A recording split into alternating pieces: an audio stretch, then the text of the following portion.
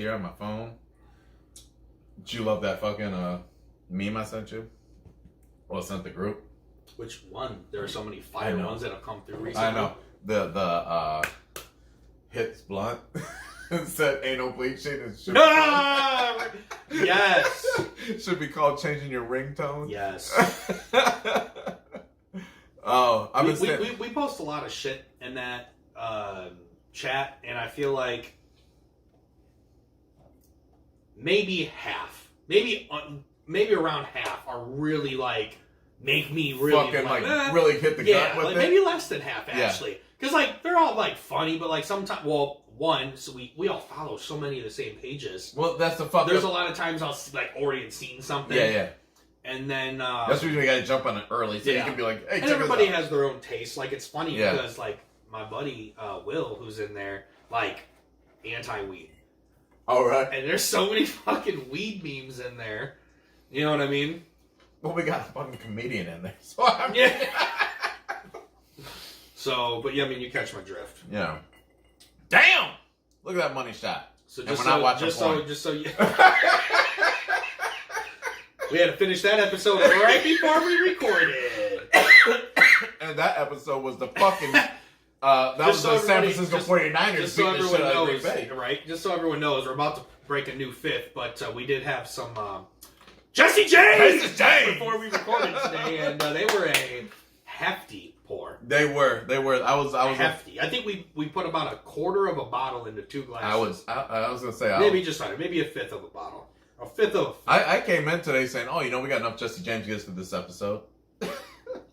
I should have tagged Jesse James. We're gonna tag him in this upcoming one. Jesse James. Thank you. I don't have. Go ahead and introduce us, CB. I know you like to do that. I love it. I gotta soundproof I know my you fucking do. Everyone needs their moment. I get an hour of it every time we record. I'm gonna say an hour and 20, but it's cool. I like for you to have your moment. I just pepper it in. I question. Hey, I am like the Bob Costas of this motherfucker, and you're the person I interview every week. You're Scotty, I'm Michael. This is good. Well, no. I like Bob Costas and everybody he interviews. Hey, everybody. Welcome to another episode of Pro Fishing Fans. My name is CB, and with me is... Clay Haggard. Let's go. I'm going to be honest. I don't know how loud I'm going to be when I'm at home in a couple weeks doing this because I haven't soundproofed the basement. I'm not going to sound... I want my whole building to know that there's a podcast called Pro Fishing Fans. Are you going to... You need to get monitors. The hook up, you like the monitor Should speakers. I put them on the outside of the building? Fuck yes, you should. And then I should just put megaphones. Amen, so bro. They can just fucking hear the pod live every night? Yeah. Give them that live action. But how we going to... Give it 3 nights before I'm evicted. Disturbing the peace. Stand up! It's just rape! It's just rape. I was trying to... We were talking about rape not too long ago, and I'm like, you know what's funny? is our podcast and how there's an inside joke that if you fucking go all the way back to that... Ringtone! Ringtones.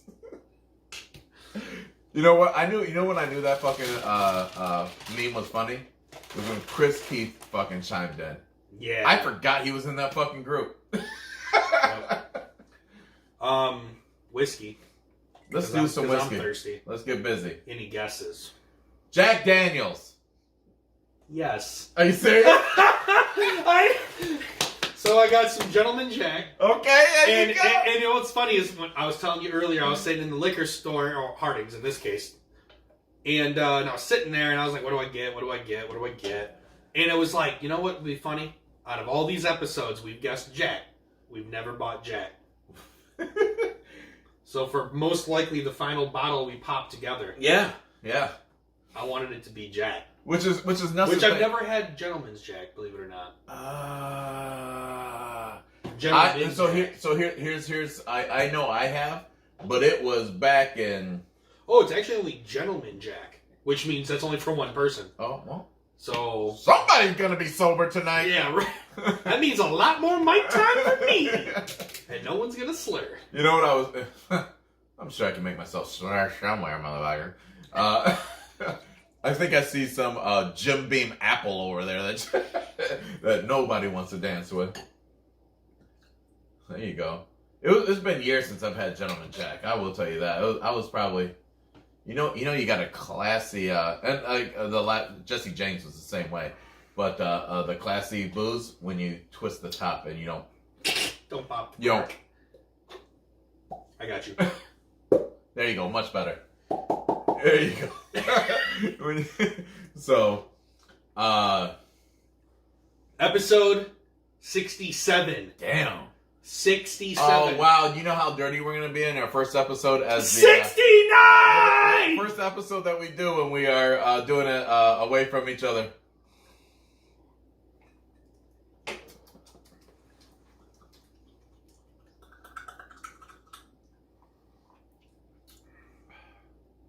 Yeah, not bad. I mean, I was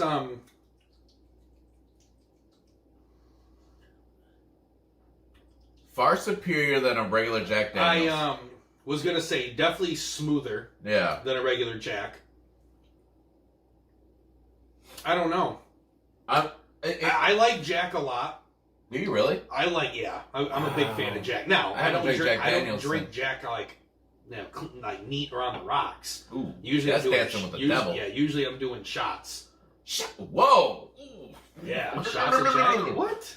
Man, I can't. If I'm at a bar, typically just to how would I say this? Socialize.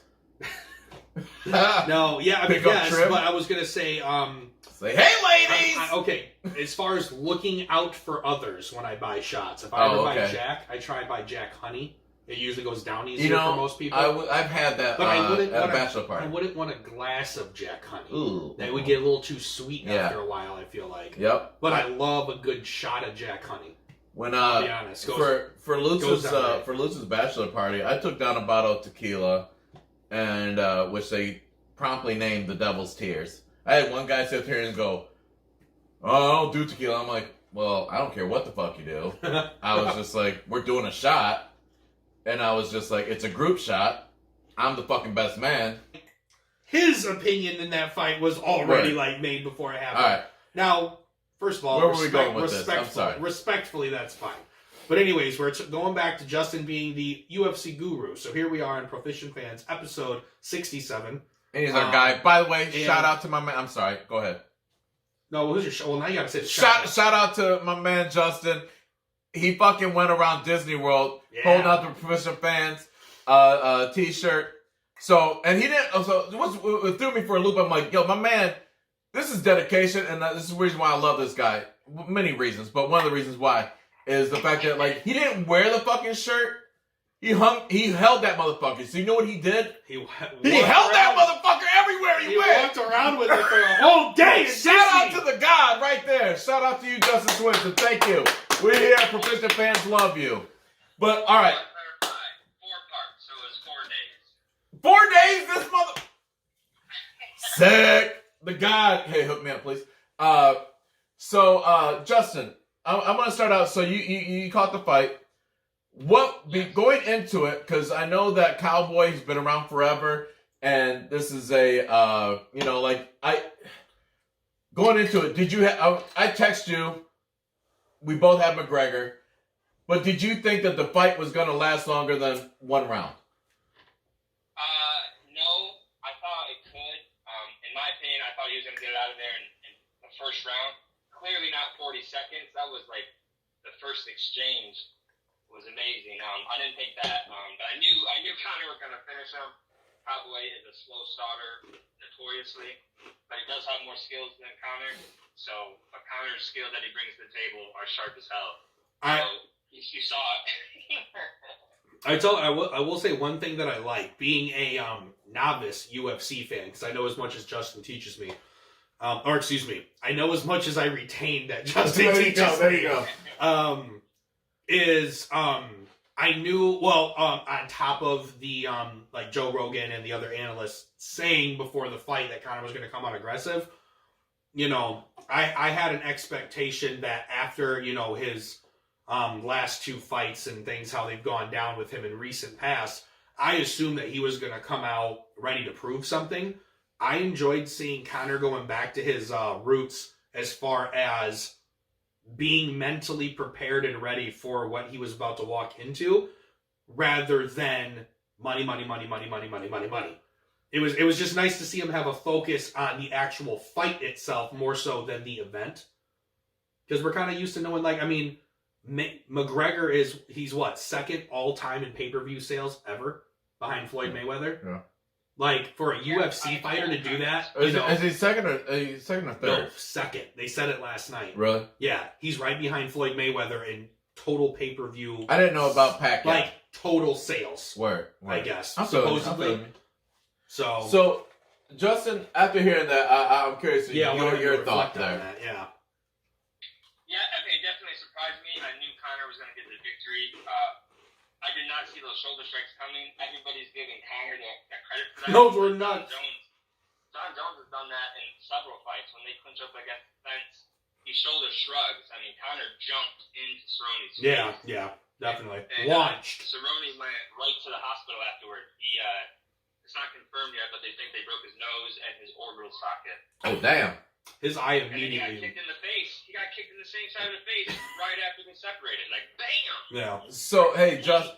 No. Hey, Justin, real quick. So, when you everything so here's the thing. So, I mean, like, it happened so quick. I know I'm asking a probably impossible question, but when Conor came out with that like pseudo Superman punch and completely whipped on it, did you immediately say, "Oh shit, it's about to get fucked for him"?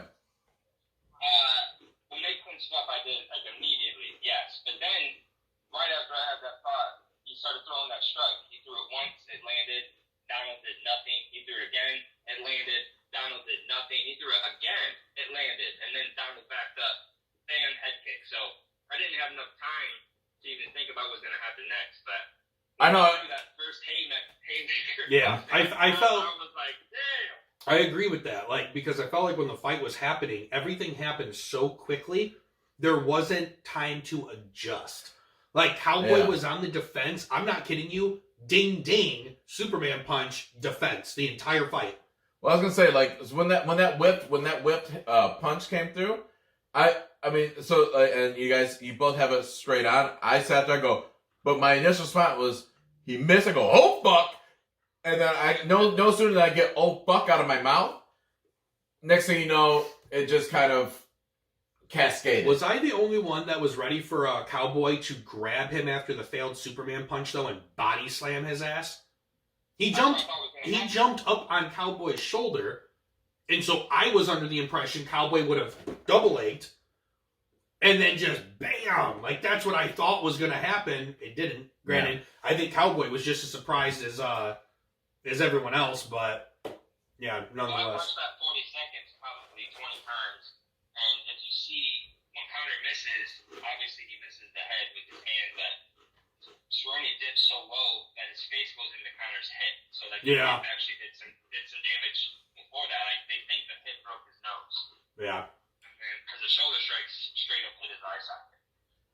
Yeah, those were brutal. So that was nuts. That What? was definitely nuts. That was Cerrone's first time not landing a single strike in any of his professional bouts, which is 34 in the UFC and over 50 amateur professional. That's ridiculous. In your opinion, do you think he should be done, or do you think, like he said, continue to go? Oh no. So this was a perfect fight for both of them, because obviously nothing happened to Cerrone. His stock. This wasn't supposed to happen to him, but he wasn't supposed to get this fight in the beginning. I mean, he was an underdog. Yeah, he's definitely a huge underdog. You step in the cage with Conor, you're an underdog. His stock goes nowhere. He's a fan favorite. He's like Nate Diaz. They can do whatever they want. People are gonna watch their fights. It's amazing. What about? But Conor would have been in trouble if he lost this one. I would have had no idea what. I mean, he just would have had the Nate Diaz fight after this. That's it. Just for the name drop purposes, because you talked about how long Cowboy's been in the game. What was that other dude's name? Alexi, what's that guy's name? It's Lexi something. Oh, the heavyweight. The big Russian. His last name is Oliensky. Oliensky. That dude has been, he fought in his 72nd Hold on. I just want to say, I got my own Joe Rogan over here. Yeah. Justin Swinton, we putting him on notes. Next thing you know, he have his own fucking podcast, and we're going to be sitting there going, remember when?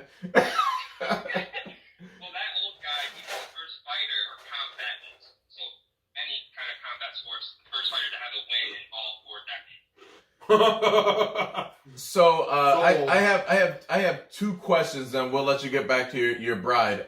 Which I mean, she's been your bride for how many years have you guys been together? I'm gonna type in LBJ, and we're gonna see what pops up. Number 1 search result. Who looks up Lyndon B. Johnson? Lyndon B. Johnson! Fuck! Yeah. You're welcome, sir. Oh, it's a film. That's why. Oh. I'm making shit up. So a film has more fucking rank about Lyndon B. Johnson than fucking LeBron James. We'll see what his Rotten Tomatoes say. 57% Rotten Tomatoes. Rotten potatoes. Gentleman Jack! And a mix of Jesse James. Yeah, and Jesse James. So we got a Western going on here. We got a Western battle. Do we call it John Wayne, or we're gonna call this episode John Wayne? That's the title. I'm the title. Come I know, but right now we got it, John Wayne. All right. We'll see. But anyways, what about a classic Western shootout? I mean that'd be a great picture, right? But anyways, what the fuck was I gonna talk about? We should just call it LBJ. LBJ. Underscore. LeBron dunking on Lyndon B. Johnson. Let me say. Sorry, people. I forgot where it's going. Doesn't matter. Doesn't matter. NFL. Oh, what were we talking about? Oh, we were talking. LBJ. Moving the NFL. Let's move It the don't NFL. matter. LSU won, or excuse me, yeah, LSU won. Congratulations, Tigers. Did you see the? I don't know. We were kind of talking about Odell Beckham Jr. Jeez, oh Peach, you got me all fucked up with LBJ now. No, Gentleman Jack got you all fucked up. Yeah. But yeah, I just got into the whole discussion as far as like, hey, it doesn't matter if they're fucking if they played for the school, what they have on. At the end of the day, yeah, I'll take another 4. Just to kind of top me off. Who cares about this fucking winter warning we got going on over here? Listen, I saw you. Video got you fucking going bananas on that pour.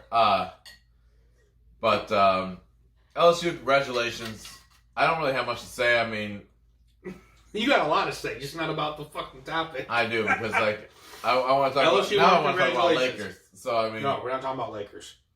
Fucking Lake Show. We're going into the NFL, and then we're gonna finish. Okay, real quick though, I just want you to realize how defensive. Speaking about defenses, Oh my god! I want to let you know about how defensively fucking strong we are right now.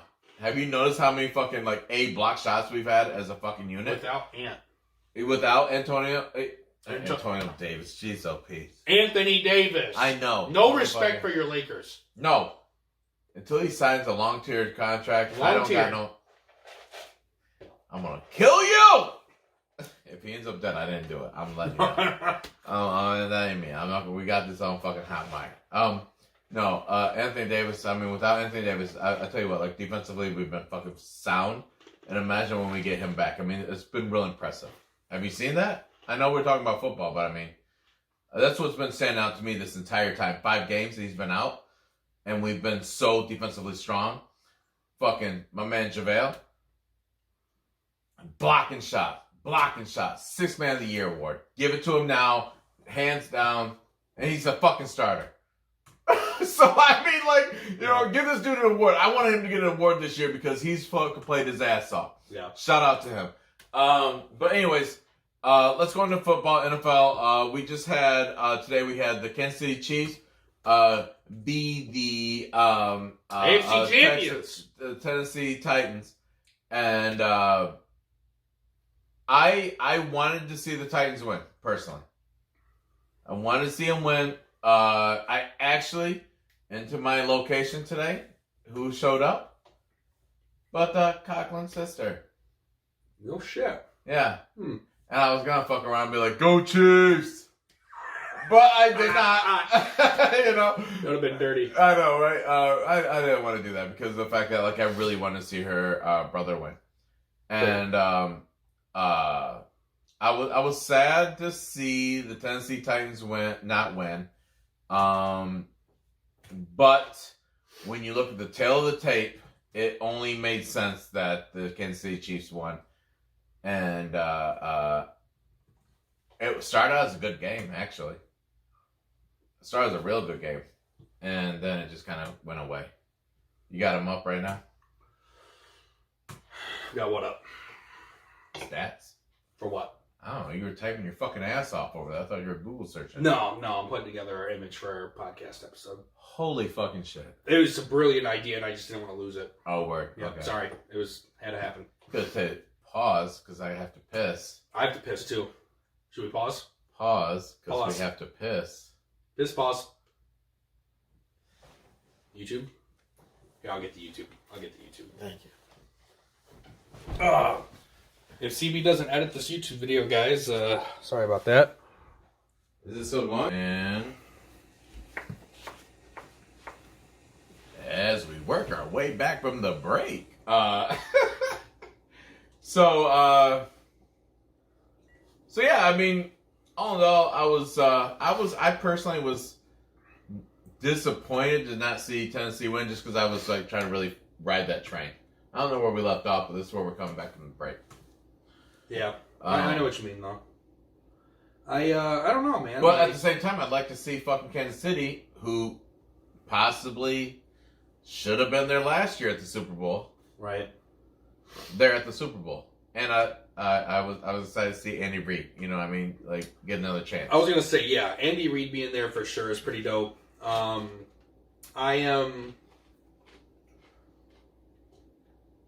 We both predicted what we thought was gonna happen. I was thoroughly impressed on how. We'll just start with this game, I guess, because this is my first comment. I was thoroughly impressed at how San Francisco handled Green Bay. They were at home. Went bananas on them. But, dude, 4 rushing touchdowns from the first 3 touchdowns were rushing touchdowns. They handled business at home, man. It was sick, dude. They handled business, and the Chiefs took care of business, and they did what they needed to do also. Well, yeah, man, that Niners game, Green Bay just could not answer. Yeah. San Francisco's running. mad. Garoppolo, I think, had thrown 8 passes, You and they had fucking 3 or 4 You touchdowns. see the comment Garoppolo made this week was basically, yo, me being out last year was the best thing that could have happened. He's like, we got Nick Bosa. He had a sack tonight. He's just a to let beast, you know. bro. He's a fucking rookie. So here's the thing. He personally, ROY, rookie of the year. Heisman. Wow. Yeah, But even Eli, I mean, like, I think it was circumstance. You know, he had a fucking stellar defense. The 2 fucking Super Bowls he won. sure, but I mean, I guess he's a Super Bowl champion. He is a Super Bowl champion. Mhm. You're absolutely correct. I mean, but you also know who else is on the bench on that fucking team that was a Super Bowl champion? Right. But you're taking this out of context. Jason White. I know. I'm not. How long I am was not. he, I'm 100% how long was he with in the you. NFL? That's my point. He didn't I do gotcha. anything and won the Heisman. Yeah. I mean, Larry Fitzgerald, not a Super Bowl champion, and yet you're the one here saying that he should have been the winner. I So mean, like, you see where my yeah, point is? I know. I mean, like, I'm not going off the year. I'm Do going you know? off- Do you know? motherfucker? Down the jet. Cling him up. Klein. I hope that got the mic.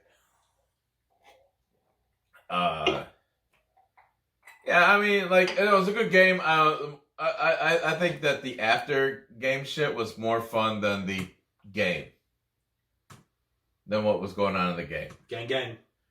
I did have some questions for you. I don't think I put them in the notes We here. don't have to talk about him. Well, you don't want to talk about... yeah, we I'm didn't. saying if you don't have them and you're not sure what you're going to ask, don't you? No, I most certainly know what I'm going to ask because I've been thinking about it all week. Okay. I want to know your thoughts on OBJ and everything that came up during the entire week from this game. Okay. So, once I saw the video, they're in a locker room. 95% of those kids on that roster are not the legal age of 21 to drink alcohol. There were police officers in the locker room asking to see players' bottles, things like that, to make sure they weren't consuming alcohol. I'm totally for it. This is not a situation where I go, oh, they just won a championship, give them a break. Like, they're still wearing school, they're representing their university. I understand why the police were enforcing the drinking law. Okay. I get it. Makes sense to me, is my point. So during this officer asking another player to see his container, his beverage, Odell Beckham comes up and gives him a nice, solid ass slap. Nothing really happened right then and there. The video cuts off. It looks like the officer approaches OBJ to like talk to him. And then we find out the next day that he has a warrant out for his arrest in the state of where was the championship played? New Orleans. Yeah. Sorry, Louisiana. Because I don't like Drew Brees no more. And Drew Brees don't know who to hang out with. Right. No, fuck that. Sorry. Drew Brees, bro. You was my guy. So the company you keep, I don't fucks with. So that means I don't fucks with you. So you can get into it in a second. You asked me a question. I know. But so I had that pepper. There's the story. So as far as assault goes, what was it? Battery? I mean, it was I feel like there's only one reason that's happening, and that's because it happened on camera. It got dropped. If that didn't happen no, I know it did, but if that didn't happen on camera, if that didn't hit the news, if that didn't go viral, I don't think that would have ever happened. As a police station, you can't allow, whether they are an athlete or not, to put hands on an officer in a way like that and then not expect them to have to make an example of you. No celebrity, no athlete, no wealthy person is exempt from the law. So you can't let OBJ do that. Watch it go viral. What do you think these kids are going to think? What about your president? Oh, shit. No, I'm sorry. He ain't my president. He is, but he isn't. I didn't vote for him. Right. I'm sorry, guys. I'm sorry. But you see where I'm coming from. Yeah, so, yeah. like, I understand why the whole, wow, I'm blanking. The charge came out. I'm glad nothing came of it, but OBJ was fucking hammered at that game. He was yelling. He was using the megaphone, yelling popcorn guy. He stole the megaphone from the band. He was handing out cash to players on the field. Stop there. I want you to stop there. I know you're on a roll, but we need to stop there. So I was talking to somebody because they are a Michigan fan, which is great. Boo. I know, boo. But go green, go white. And I want you to understand that this is where I found the thought process of a Wolverine fan. And I mean, maybe it's because of this particular Wolverine fan, and then he's sullying it up for everybody else that's a Wolverine fan. But he sat there and he's in the belief that all the successful organizations out there are paying their players. Okay. And he's just like, oh, you see right there, they even wait for the field to get off, to do that. I looked up Jefferson I didn't look it up as far as like who the other guy he handed money to, but on camera I saw Jefferson get money. Jefferson's going to the draft. I don't know about the other guy. He said the other guy wasn't. I was like, yo, I don't know that 100%, but I was like, I do Jefferson's going to the draft. So, but his thought was, it doesn't even matter. They're still wearing the uniform. They're still da-da-da. I'm like, well, they're never taking another step for LSU. Mm-hmm. So why not be able to take money at that point? If I'm never going to take, this is a huge loophole for these players. I personally believe, but it doesn't matter. As soon as you know that you're never going to take another snap for LSU, why should you not be able to get money from anybody? Whether it be a booster that's happy, which LBJ would typically be a booster at that point. OBJ. What'd I say? LBJ. I'm sorry. Oh, I went presidential on us. What the fuck? OBJ. That's funny because I thought LeBron James. You thought Lyndon B. Johnson. You know you're old when. No, that's what I thought.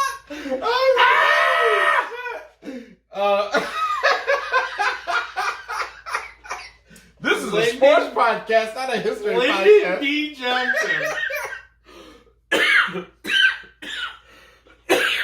So That's hilarious. you know what? I can't believe the Lakers, Too. the basketball fan said LBJ. And it was like, Lyndon B. Johnson. It's not Laker B. Anything. You have brought. LeBron has graciously awarded you so many victories. Great moments this year. You show no respect. You know what? You said Lyndon B. Johnson. There's only one LBJ in this world. I'm going to go to Google right now. No, I know. I'm with you. I'm with you. I get it, but I mean, like, it's just like $65. Here's the thing. I stole that shit. Here's I'm the not gonna thing. lie. Let's say they go 2 rounds. Maybe I lied. If Two you get rounds sued me into for the that third shit. round, a I'm guy lying. gets submitted. I never steal that They shit. get submitted, and I saw that and it shit was just a legally. fucking ground game the whole time. I had a friend that showed it to me. You would have been like, oh yeah, everything was super boring. They clinched. They didn't do anything. Yeah. McGregor got the submission. Well, wasn't there? That was a Holly Holmes fight. That's what I'm saying though. But Yeah. like, so I mean, what do you want? At least we got to see impact. No, ass beaten. I am with you, I'll finish. but I would have loved to have seen. I would love this personally. I would have seen Cowboy because I was expecting Cowboy being a veteran in the game like that, not to get handled so easily from Conor McGregor. That's it. I mean, Fair. you couldn't see it coming, but Conor did his job because Conor. who announced afterwards, both Floyd Mayweather and Manny Pacquiao both called out Conor McGregor. Hey, Well, of course they do because they both need money. Did his job. hey, His job. at the end of the day, Maurice Green didn't see nothing coming, and that's all that really matters. Here's the thing. Here's the thing. Floyd Mayweather wants fucking Conor McGregor because that was Floyd Mayweather's biggest payday, right? So why wouldn't Floyd and Man, get off this Floyd Mayweather bullshit. We're here to talk about Conor. and Pacquiao want to fight Conor McGregor? We're here to talk about Conor. No, that's what we're talking about, though.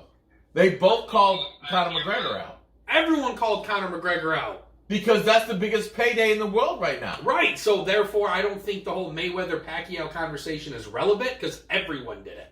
Yeah, but He's not going back to the boxing world. No, Period. It's just not happening right now. Right now is focusing I think on UFC. I would hope that he would focus in on UFC.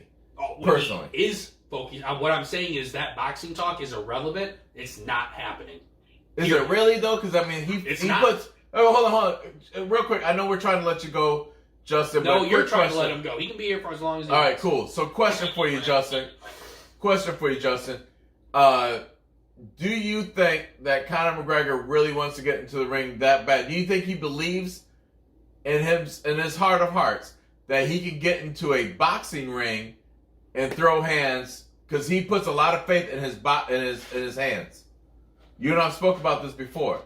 He does. He's definitely a stand-up fighter. So, do you think that he really feels that much in his hands that he'd want to get back in the ring with either a Floyd Mayweather or a Manny Pacquiao? Well, he's already been in talks with Manny, he said, for the last few months. Mhm. They've had some negotiations and deals have been thrown out. And Floyd's always there, and this is what I was going to say to sign off on, but my sources that I follow in the MMA world they've always said the last 3 years that Floyd has been training Brazilian Jiu-Jitsu and MMA training for the last 3 years since the talk of him fighting Conor the first time was just a rumor. So if that's true, that would be ridiculous. But that being said, I honestly don't think Floyd Mayweather is stupid enough to do an MMA bout ever. He wouldn't get through the first round. My heart of hearts really wishes that he would not, just because of He the won't. fact that like He won't. those guys. So people in your world of MMA, they've been doing it for so long. A lot of them did high school.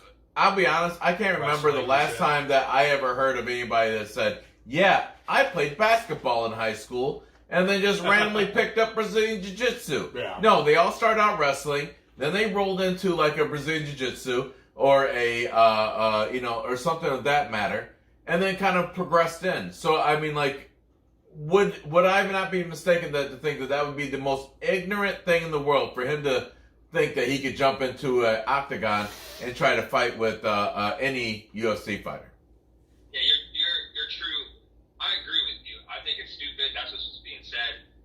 Joe Rogan even said something about it on his podcast that he's heard certain BJJ guys that are in California help Floyd, but he doesn't believe it's going to happen. But then your boy Tyson Fury, he says he wants to do an MMA bout. He's been training with Darren Till. So it might just be on talk to self fight. Who knows? But He's a bare knuckle boxer. I don't doubt anything about him though. Oh, side note, I watched a bare knuckle boxing championship on YouTube the other day. That's the reason why, Fuck that, dude. That's the reason why, with Tyson Fury, that's something UFC is more his fucking wheelhouse, and he just agreed to do boxing. Yeah, those two worlds should never collide. So the Mayweather McGregor thing had nothing to do with anything other than money. That was all. Oh, that's all that money. was. So my point. I watched every press conference. It's just not appropriate for those worlds to mix because, in my opinion, it's impossible for a normal boxer to jump into an octagon. Any UFC fighter could try boxing, but I just don't think their odds are good at all. That's absolutely right all. there. At least you know what I'm saying. If you okay, you can trust in your hands. Take away but the you can't. McGregor Mayweather fight. If any Joe Schmo UFC fighter went into a ring, I would say I would put my money on the boxer probably All day. And I just feel like that's their, you know what I mean, and vice versa for the But octagon. because you spent from your fucking childhood to so and such a year boxing, you know what I mean. That's the reason why UFC's not something you can just. I get it. UFC, MMA. MMA is something that I don't want to just subject it to UFC. That's just the biggest brand, Right.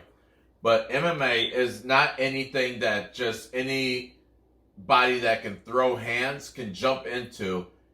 No, And there's so much do. more. You saw Kimbo Slice, for instance. Mm-hmm. One of the best hands in the fucking business. In the backyard. Street fighter. Yeah. And he was shit for fucking MMA because of the fact of the conditioning, all the extra shit. So, The only thing I'll say about that before I hang up on you two yeah. is No one hangs up on proficient fans. your boy Paulie Manganiello, whatever his last name is, former world title boxing holder in Yep. 2 weight classes, I believe. He got his ass handed to him by an MMA fighter in bare knuckle boxing. Oh yeah. I mean, Just hands. so here's the thing. It's if you follow boxing, I'm not trying to Here's the thing: the boxer you speak of. He's one of the better boxers in the boxing world, but I want you to understand that he's also later in his years had a very weak chin. Well, you know what? So to pad your argument, CV, on this one more, what I would say in that circumstance is, regardless of how good of that boxer is, you need to understand that boxing success is not throwing hands and knocking someone out. That is a point-based system. Yeah. Look at Mayweather. He'll take hits. Oh, I was teaching my kid that He'll shit. take hits, stretch out the match, and then beat your ass halfway through if he needs to. Me and my kids do shadow. And then if you were to say, hey, Floyd, take the gloves off, meet me in the alley, let's go, I'll be honest, Floyd's fast, so I still think Floyd would be great if he had to handle himself elsewhere.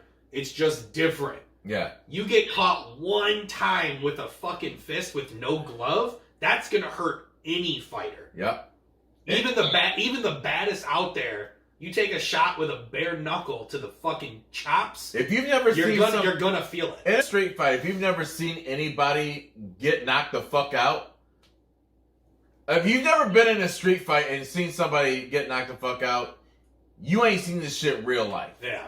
I mean, I've legitimately just sat there and watched two dudes street fight Dude, I saw and fucking somebody just go fucking I stiff. watched dude get slept into a rose bush right behind of So, I mean, if you haven't seen that shit in real life, crazy. you can't put yourself in that situation. And I think a lot of us, luckily, maybe, never got slept. Shout out to the gods. But we never got slept.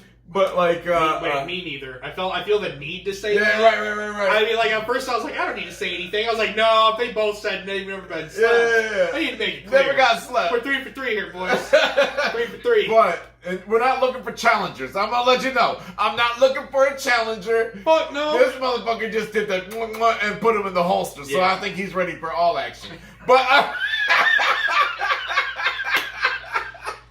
Gentleman Jack.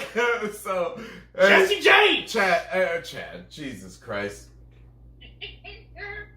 Gentleman Jack! Give me the bottle. I'll fucking prolay that. Gentleman Jack got us tonight. But Justin, I want to thank you so much for taking the time off your fucking what looks like a glorious vacation. And I do want to say thank you so much for holding the shirt up and representing the squad. Without you, I'm gonna be honest. Like, although you're not on mic, all that stuff, except for tonight and the other night, on night personality. You are 100% the reason why we do this, because you're one of our best friends, and we truly do love you, and I truly want to say thank you for all your support, and even just picking up the phone at 11 o'clock at night to talk to us about a fight. Of course, man. I love you both too. And I'd like to say thanks. He's like, I'm not going to my feelings for that shit. Appreciate you. I see this cat enough. Justin and I are about to win our back-to-back X Golf Championships Tuesday night. Wait, what, are you going to drive back up for games? No, we're tied for first right now. We pre-played all our games last week because we knew he'd be gone this week and next week.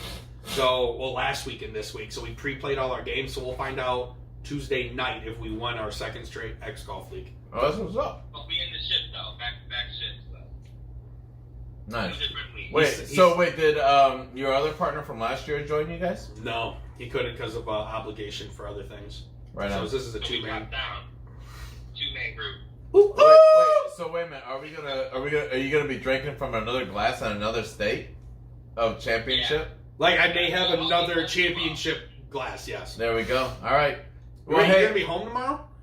I'll be home tomorrow between 9 and 10. Nice. All right. Well, hey, I want you to tell your wife thank you for letting us bother you on your vacation, because I know how important that shit is. Be able to just have the sister alone time. and niece. Aw, the niece is there. Yeah. Yep, Katie Lynn. Tell that girl I said what up. Nah,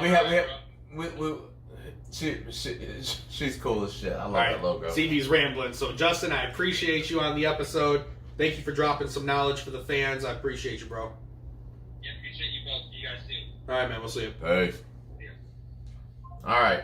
So we're 2 hours in. 51 minutes in. We need to get in some football.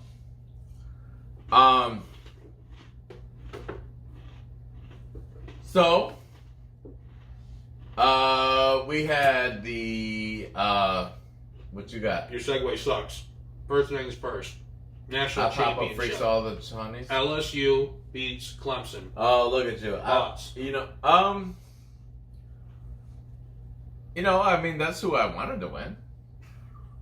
I mean, there's no real thoughts. I mean, like, it definitely happened the way I anticipated. Mm-hmm. I think more of the excitement happened after the game than what happened during the game. How do you feel about Joe Burrow smoking a cigar and then coming out and telling the media, I don't care where I play as long as they pay me? Eli Manning. What is your idea right At now the of end Joe of the- Burrow as a person based upon action and comment? I'm asking for your perspective. Personally, I immediately think of Eli Manning and thinking, you know what, like at the end of the day, like why shouldn't these first rounders, these top quarterbacks or top draft picks, just be who they are? Like, yo, this is who I am. You're gonna pay me dough. I am willing to be who you want me to be. There is a reason. So let me ask you a question. So I don't know if you remember, but when Eli Manning got drafted, why was it that he didn't want to go to the San Diego Chargers? I don't remember. Are you asking? Basically, it was not a big enough market. That's what Archie said. He's just like, yo, we're not going to be in this small market. Eli's just like, I need to be in a bigger market. Because, I'll be honest, like, Eli needed a bigger market. He wasn't Peyton. You know what I mean? It's not like the Colts were a big market. Sure. Not that the fucking Broncos were a big market. But Peyton Manning is a big market. exactly. But the thing is, it's like, even coming out of college, they were different players, right? Right. Like, Peyton Manning was a Heisman candidate. Yep. I don't recall Eli being a Heisman candidate. He wasn't. Right? So there are already differences. Oh, I lied. Yes, he was. Was he really? I think so. I was randomly looking at Heisman candidates recently. The chewing is not me, guys. Nope, this time it's me. This time it's me. So, alright, okay. But anyways, Eli needed the bigger market. He's not like he's a marketable guy. I mean, Burrow's going to Cincinnati. But Burrow basically said, you pay me, Mm-hmm. and I'm going to stay. You don't pay me, guess who's on the open market? Did he say that, though? Didn't he say that? But was that in context of, you have to pay me what I'm asking, or in context of, sign the check, I'll play wherever? That's how I took it. I took it as in, I don't care where I go, I'm a first rounder, you pay me, I want to play for you. Okay. And that aspect, yes. Longevity, if that's the fucking concept he has to believe in. If that is the mantra of Joe Burrow going forward, I think that... 2003 Eli Manning. That's what's up. Good He for lost you, Eli. to Jason White, Oklahoma. He was also in the same class as Larry Fitzgerald, Pittsburgh. Larry Fitzgerald should have won that Heisman. I'm not showing favorites. I'm just showing the fact that out of that fucking class, even though Larry Fitzgerald hasn't won a fucking... I mean, Jason White was the only one who didn't do shit. Almost 6 years. Married 6 years. Well, Yes. together, they're that fucking sick story that were high school sweethearts and they got married. You're so fucking sweet, you give me a cavity. So, two questions. Your favorite fight of the night, and I would kind of go. I'm gonna go around. So, Justin, I want to start with your favorite fight. Then Clay, I want to know your favorite fight, and then I'll tell you mine. Well, after everything unfolded, my favorite fight would be the Diego Ferrara versus Anthony Pettis. That was completely unexpected. I thought that Anthony Pettis was going to go through him like a wood chipper, but that was not the case. He got dominated. Of course, I was most anticipated for Conor McGregor. That was 40 seconds. Word. So, Clay, what about you? I'm going to need Justin's help with the names, but to be different, I'm going to tell a mini story. Justin, who was the Jamaican school teacher who fought the little white dude? He's completely new, so he was on... It was his first UFC actual fight. Well, it was his first actual fight for the UFC. He was in the Contender Series. Right. So he won three weeks in a row in the Contender Series, and they put him in. Well, I don't even know his name. I think he was Aubrey. But he was nuts. He came out like... Who did he fight? He had some energy. He fought Brian. They're both unranked. Sorry to put you on the spot. This is awkward now. So Justin Swenson, UFC guru. No, we're gonna. What was it? I mean, like he's on vacation. I'm gonna cut some slack. Alexei Olenek is that other guy. It was Brian Keller against Odie Osborne. So, anyways, that would have been my favorite one. This Odie dude came out on all fours, jumped up, and Superman punched Brian right out the gate, which was nuts. Excuse me. And the side story I wanted to say is I was texting Justin during all the fights like I typically do. And I told him, I was like, oh man, I go, this white guy doesn't stand a chance. Goes out there and gets the fucking submission. Very next fight, Alexei Olenek against Maurice Green. And Maurice Green, and this ain't no disrespect, he had a lazy eye. So I was like, oh my God, bro. I go, lazy eye. And I go, lazy eye's got this under control. And I go, he's about to handle old man. Fucking old man submits him. I'm like, well, clearly I don't know what the fuck how to do UFC guessing. But I thought the funny part was I texted Justin, and I think he was sleepy because he didn't respond, and I was upset. And I texted him, I said, the lazy eye didn't even see it coming. And he said nothing back! I was so mad! What's sad is that someday we're gonna fucking meet this guy and he's gonna punch you in your eyeball. And he's yeah. He's gonna say, guess who else has a lazy eye? Whap him! And I'm gonna be like, oh shit! Clay, I'm gonna be honest, if I'm saying that's you, Oh my god, that's hilarious. I'm gonna hope we have fucking security. So, because I don't want to fight him. Alright. Hey, real quick. So, me personally, because we're gonna let you get back, but I have a cookie policy. Yeah, I accept your cookies. I had 2 fights that so there was one I was looking forward to, and that was oh shit, what's his name? Anthony Pettis and... Yusuf. Is that his name? I have all the fights right here on my screen. All right, let me see it. Odie Osborne is... No, you don't have them all. You're talking about prelims. Some prelim. Oh, I see. I didn't watch the prelims. I only watched the main card. The man that fucking threw a fucking pokeball in one of his last fights. Oh, Justin, you were talking about this dude. What's that kid's name? He does like the like Naruto and shit like that, the anime stuff. Oh no, that's a Stylebender, but he wasn't on the card. Yeah, that wasn't Stylebender. It wasn't Stylebender. It was I still haven't seen that guy fight, Justin. Let me know when he fights because I want to watch him. Stylebender? Oh, that dude's a beast. I know. He's fighting they announced it last night, he's fighting Yoel Romero, who is a monster. I actually know who that is. I know who that is. Yeah, we watched him fight Paulo Costa, remember? Yeah. Hold on. I'm gonna have it in a second. As soon as the fucking UFC webpage stops acting stupid. Sadiq Yusuf.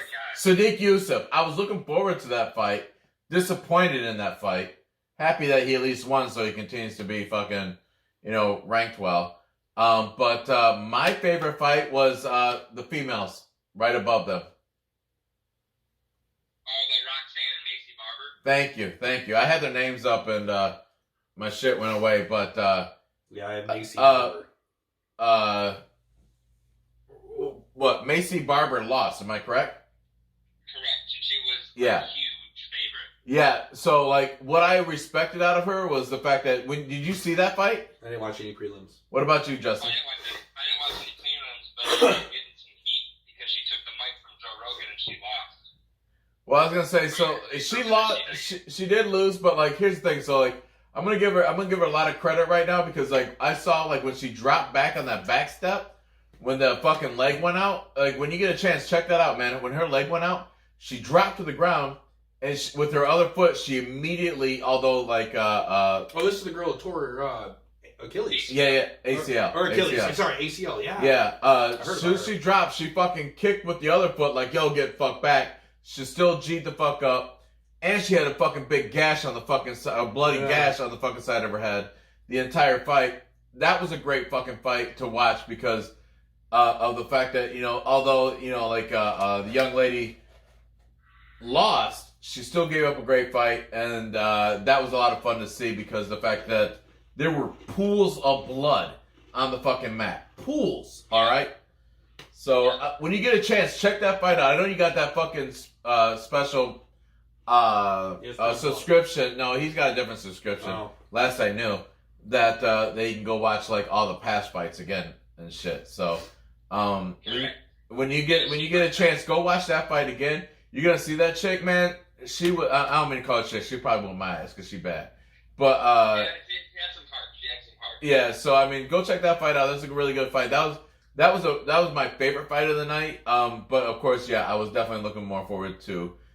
I thought that the Cowboy and McGregor fight was going to be a better fight than what it was. I thought we were going to see at least 2 rounds. I'm going to be honest. I thought we were going to go into the second fight. round. It was the story behind McGregor's comeback and to come out and handle business like that was enough for me. It was enough for me though to satisfy my pay-per-view purchase. $65. That was worth your $65. Motherfucker, how many people bought Tyson's fights for 6 seconds? Oh, I get you, man, but I thought that was a ripoff. Ronda Rousey too. Ronda Rousey as well, because she tapped so many bitches. And I'm sorry, ladies. Once again, you bad chicks. But I mean, so many I don't know, females, man. Like, excuse me. I get it, but like, America. that's what we came to watch. It's a fucking. The groom's doing the shot. You're doing the shot. Mm-hmm. You know, I'm like, and I'm not typically somebody to tell somebody how they're gonna drink. I'm like, I'm asking for one shot the entire weekend. Well, that you fucking doing it. So before we went out for the first night. Yeah. You know what I mean? I'm like, fuck it, take the shot, stop being a bitch. I agree. And just move on. Like, there's a lot of things that I do once. Yeah. Like, well, here's the thing too. Like, in that given situation, I would say you're out of line if you're the one person out of like a group of 8 who goes, "Can we do something else?" Yeah. Like, shut the fuck up. It's not gonna kill you. Yeah. Like, here. Like, worst case, you puke. You're back at everyone laughs about it. I mean, I wouldn't want to puke in a bar, but no, this is at the fucking Airbnb. Oh, it's gotta happen. There's no excuse. No, that's the reason why I was just like, look, man, I'm not trying to be an asshole. I was just like, but everybody's taking this shot. One shot. Yep. I don't care if you. And even I did let one guy. I think I did let one guy not get away with it because he has no gallbladder. So. I'll let that 151 turkey is probably not the best choice for him, right? You know, so no gallbladder. Yeah, my buddy, Blowers was there, and I was just like, "Yo, my man, you good money though." Like, I looked at him, I'm like, "I know you could die, so you good money, you gonna live." So yeah, coming into so I mean, as you guys, we've spoken about it. I don't know if we really. Did we officially announce last week that you'll be moving and we're going to be doing this on the webcams? On the webcams, and yeah. So I'm moving the 30th. Yeah. I'm drinking the shit out of this Jack Daniels, by the way. Yeah, it's good. I'm already fucking halfway done with that pour. I mean, did you see how quickly I took down the Jesse James? Jesse James! Jesse James! Let's go! Bang, bang, bitches! Yeah, I got my virtual walkthrough tomorrow with the movers. I'm going to kind of show them around the apartment, just show them like the big items, and they can give me some quotes and ideas on moving costs and things like that. So I'm going to take my my relocation that the company's given me, and instead of trying to pocket as much as I possibly can, I realized that I should probably just be an adult, use the money for what it's for, make my move as easy and stress-free as possible, and focus on work. I was going to say, here's the thing is, I mean, for you even, and transition. I was going to say, for you specifically, though, it's not like you're moving across town. You can ask buddies to help you move. Well, you know and that's the thing. Is like in my head, I was like, oh, I can get a U-Haul. My parents like already offered, which I don't like to do that, but they have their own. Have them come down and just go out to dinner. Things, and then I was thinking about it, and I was like, man, I got to inconvenience so many people, and I'm getting paid relocation. So in my head, I was like, what a selfish thing to do is try and pocket all this money and inconvenience everyone else. Yeah. The whole point of the money is so I don't have to do that. Yep. And it took me, like a minute to like be like, you know what, man, like do it right, pay the money. Yeah. Like I'm still gonna. I mean, to me, this is like a little mini bonus, which is cool. And well, I mean, what? You're probably still making a mint on the move. You know what I mean? No, I'm well up. Yeah. Like, if anyone out there needs a full-time job, go work at fucking Verizon. If you know anything about technology. I mean, CB will attest to it. Like, this company is... You don't even need to know anything. You'll learn it. From a pay and benefits and everything else, few and far in between. Yeah. This company is a great company to work for. Yep. People undermine what we do. There's a reason. Well, that's the reason why, I mean, for years, you just sit there and you just, people talk down to you and you're just like... Yeah. Cool, dude. Only like maybe 2 or 3 times in the last 5 years did I speak up and put someone in their place. Oh, man. I mean, and it's always younger couples. And it's always fucking like car mechanics or factory workers. Mine was always older. Which, no disrespect. I appreciate all of you, and I got a lot of friends that do that kind of work. So, I'm just saying, for some reason, it just happens to be those individuals. I don't think have you ever worked in a factory? No. I'm gonna say count your blessings, but I wish you would have because I remember growing up, my dad did it, and I remember growing up, I used to think anybody can do that shit. Oh, I don't think fuck that shit. No, yeah. I don't think that you do. Yeah, I know. I'm just saying that me as a kid growing up, that's the way I felt. Then I worked in a factory. Fuck that noise. Yeah. If I want to shout out the factory workers. Any factory workers that listen, yo, shout out to you, big ups, because I did that shit. That shit is fucking tough. And I had a great line, but I know that there's places that are crazy hot that get over 100 degrees in the wintertime in a steel building. Yeah. Yeah, I don't want to. That's nuts. I don't want my comments to make it feel like I was throwing ill will towards those individuals. I don't think so. For those listeners, I'm just letting you know it just happened to have been those. Yeah. I guess it didn't. It was irrelevant for me to even say it. To be honest with you. I mean, like it was. I was just rambling. Yeah, I was rambling. Right. So it happens when Jesse James. Gets a hold of you before the podcast. Yeah, you get some Mr. Jesse James and some Mr. Jack Daniels together, though. You know you up for a good old fashioned Western. I got a little fight in my tummy right now. You know who we need to It's invite? going into the bloodstream. You know who we need to invite? We can't invite him tonight because it's not here unless we made a text or a call to somebody to come deliver it. The baddest, roughest, toughest one of them all in the alcohol world. His name is Jose Cuervo. Oh, jeez. Bang, bang, bang! I've had some nights with that gentleman. He's a beast. He's a crazy son of a bitch. From what I've ever known, he knows how to party. You know what? I need to move this down. We're still recording, so we're good. But I just need to make sure that I have the fucking thing up. I was actually looking at it. I was just like, you know what? I got a TV in the spare bedroom. I could probably use that as a monitor so I can run 2 fucking screens. Because that's been a big concern of mine since you're moving. You know what I mean? I'm like, how am I going to do 2 screens to keep track of that? Record the screens that we're talking about.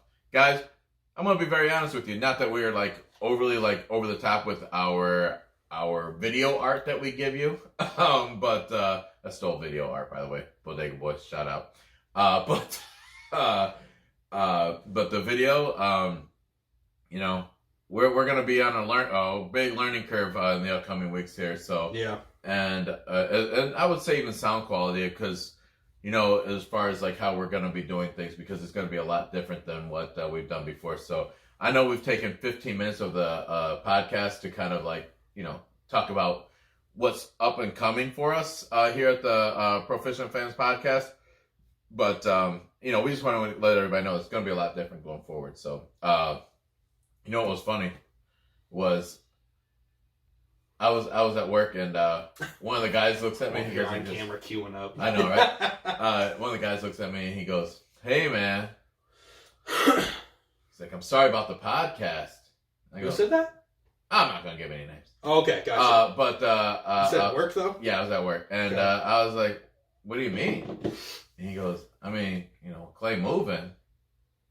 He's like, "It's over," and I was just like, "No." I go. I'm like, "This is like a real thing." I was like, "We figure shit out." I was just like, "No," I was like, "The shit still goes on." I'm like, "We're just gonna do it over the web, da da da." And then you got Kittle for over 1,000, Deebo Samuel, rookie, 800 yards, Emmanuel Sanders, traded 65% of the way through, 502 yards. I mean, this Kendrick Bourne, almost 400 yards, 5 touchdowns. Like, the Niners, and it's the thing is their defense is what makes them elite. Right. Elite as of this year. They're not like Patriot Dynasty elite, but this season they're a great team. Yeah.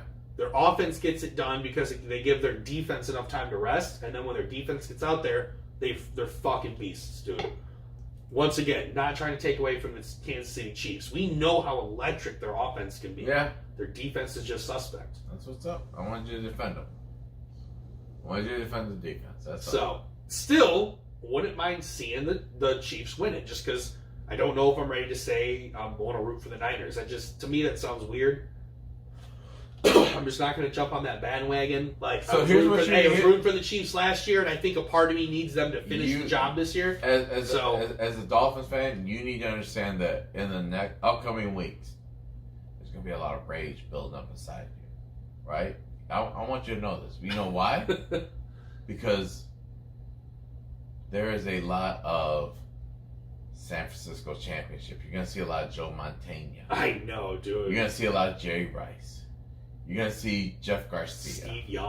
Steve Young. Jeff Garcia. He said Jeff Garcia before Steve Young. Well, I was trying to build you up for Steve Young. Hashtag sometimes proficient fans. No, I mean, like, you know what? Jeff Garcia was nice, though. Hey, side note. You're gonna see a lot of To. I know. Ronnie Trying to Lott. say that Jeff Garcia comment. He said T.O. No, Garrison Hurst. no, I mean Deion Sanders. I mean, like you got Frank Gore. You got not Frank Gore. I mean, dude, he had a nice. Well, you know run what? in I was San gonna say maybe Francisco. Frank Gear. No, maybe Frank. Top 6 Frank running backs Gore. all time of yards. Keep that in mind. I know. No, I'm not saying that. I'm saying you're gonna probably see some Frank Gore, maybe, but not as much as like. Hey, will we see some Kaepernick? No. Well, yes You slash think? no. They're going to talk about their last appearance against the Ravens. So no, yeah, they will. But here's the thing: you're not gonna see him. That's what I'm saying. Do Okay, you think the NFL... you know what? No, fuck that. I'm putting the challenge out to all the big broadcasters right now, the big ones, CBS, NBC. I know. Clay's like, yo, I mean, only one network gets to cover the Super Bowl. No, everybody gets to talk about it and Talk about it, yeah. No, you get them on their shows. Stephen A. Fucking, like I'm looking at this. I'm looking at all you big guys out there that got all the connections that. Clay and I, unfortunately, we're working on, but we don't have yet. All right, I want you guys to get Colin Kaepernick on there. I want him to be on a big conversation. I want to see what you're gonna ask him. I'm challenging you to ask them a question to keep him in line, not him in line, but keep the question in line with what's going on with the San Francisco 49ers being in the Super Bowl again since the last time when unfortunately he lost. But I mean, that was a fucking great other fucking team. I'm challenging those fucking those big names to fucking do that because they got the connections to talk to him. Sure. You brought it up. I'm just real about it. I mean, like, I want to know. I want to know if they can have a football conversation with him talking about sports. I love everything he does outside of football as well. But if you can bring him in and just say, "Yo, we want to talk about this." Maybe whatever deal they fucking broker to make it so he can talk about what he wants to talk about during the same period, great. But at the end of the day, I want the conversation to be, what is his feelings about the San Francisco 49ers and, bringing up those stories. You know what I'm saying? Sure. That's the challenge I'm looking for those guys that are way more connected, unfortunately, than you and I are. That, shit. I want press passes to Lucas Oil. Oh, you're there. You make that happen. Closer than most. I will be. So, anyways, that's just. I mean, like, I'm looking forward to those kind of conversations. And you said something about Colin Kaepernick. That's all. I mean, like, I'd love to see that happen. Yeah. But I want it to be a real football conversation. And if they allow him, and he doesn't force it to have that conversation, I'm for that shit. Sure. So, I am going to call it. There is a lot of controversy in the MLB, guys, and I would like to talk about it, but I'm choosing not to do that this episode. What? We are going to get into it next week, guaranteed. Well, I was gonna say we got some preparation into the Super Bowl, but I mean, other than that, that's what I'm saying. So, like, next week we're gonna probably have a lot of MLB talk. Yeah. More things will be wrapped up. There'll be more to discuss at that point. Just know that I'm not ignorant to the fact that there's some crazy ass shit going down in the MLB. We will get to it. I want to talk about it because I have a lot of feelings. I was like, yo, we got a lot of shit going on. So I wasn't ready to talk UFC so long, but I enjoyed the time.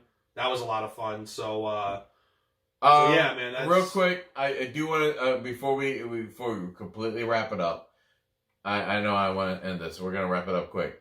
Antonio Gates announces that he's retiring. Mm-hmm. I do want to shout him out for 16 years. He's got 8 Pro Bowls, 955 receptions, 11,800. What does that say? 41 receiving yards. He didn't even play football at the college level. Like, NFL scouts saw him playing basketball and said, hey, we'd like to check you out for football. Next thing you know, he's a football player. That's crazy. That's amazing to me. And then so many touchdowns, dude. 116 touchdowns. 116 touchdowns. He was a fantasy talk. He was a first round and early first round.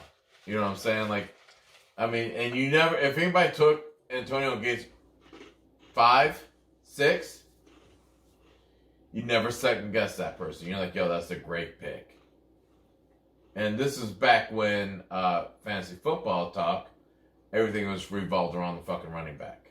So, shout out to him. He also had, let's see here. He also helped the Chargers to 4 AFC West titles from 2006 to 2009. Yeah, they were fucking solid, bro. Back when LaDainian Tomlinson was there. Yeah. I mean, that was Sean Merriman. That was when Drew Brees / Philip Rivers was there. If I remember, that was like the cross period correctly. I didn't look that part up. I'm just throwing it out there. But I mean, correct me if I'm wrong. But I feel like there was like this whole cross intersection between those two. I'll look it up. So I don't know. Antonio Gates was a fucking stud, and it just really sucks to see him retire as a non. That's funny. I really don't think I drank that night, so I thought anyways, I don't know. Or maybe it was the bro, fact. you remember you're talking to a proficient fan, right? Like, you just got to give me the benefit of the doubt here. /tag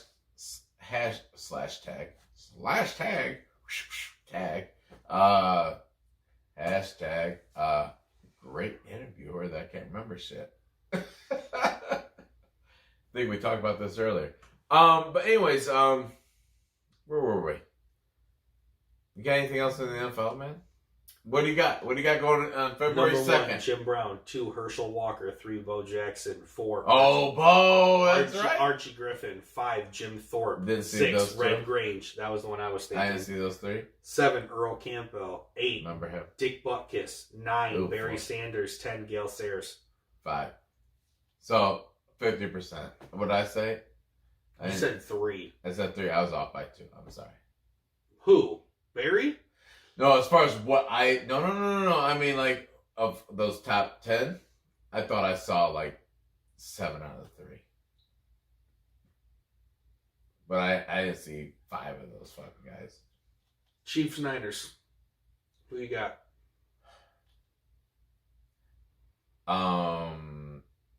Chiefs.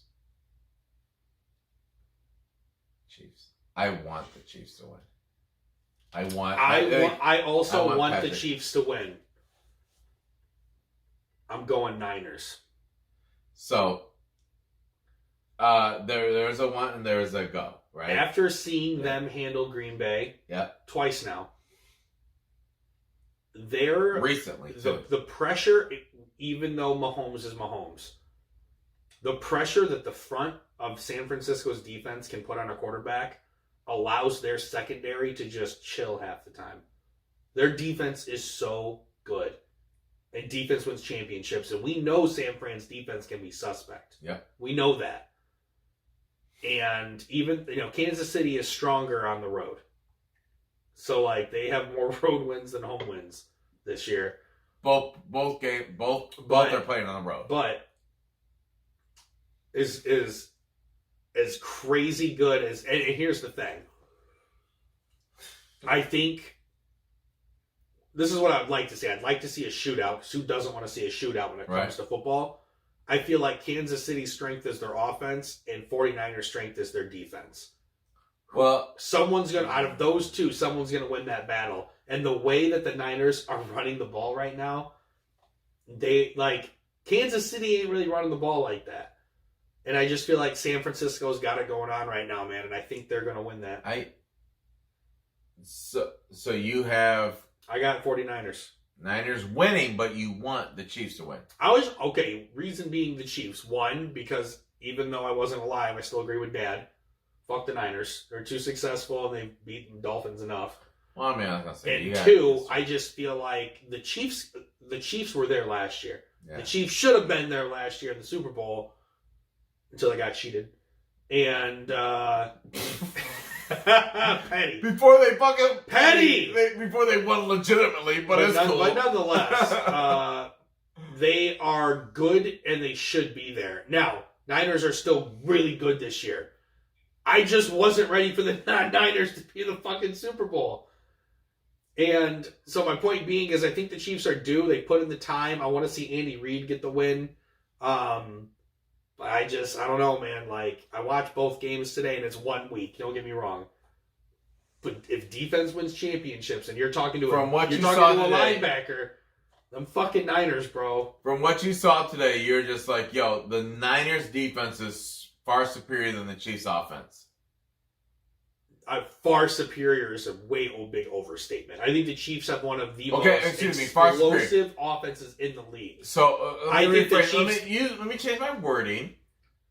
You feel, very simply put, right? You feel that the Niners defense is better than the Chiefs offense.